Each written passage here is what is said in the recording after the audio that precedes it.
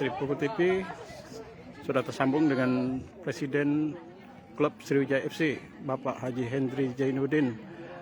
Ada Direktur kompetisi, Pak ya, Direktur Pak Herwansa, ada Sekretaris PT SOM Bapak Faisal Musib. Ya, Pak Hendri, hari ini pembukaan Women Championship Liga Sriwijaya FC.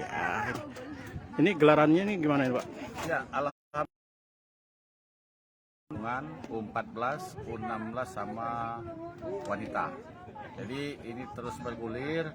Tentu arahan dari Pak Gubernur, selain Sriwijaya FC ini adalah klub target prestasi, tentu harus ada juga target pembinaan.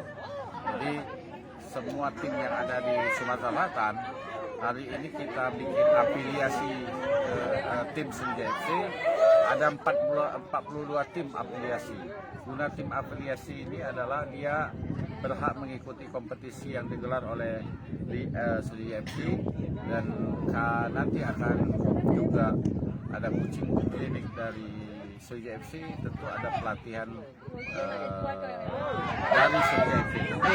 Sangat penting sekali afiliasi Sriwijaya FC ini. Pada kawan-kawan yang belum berafiliasi, mari kita berafiliasi sehingga kita sama-sama membangun sepak bola Sumatera Selatan yang lebih baik lagi. Oke, makasih Pak Hendri.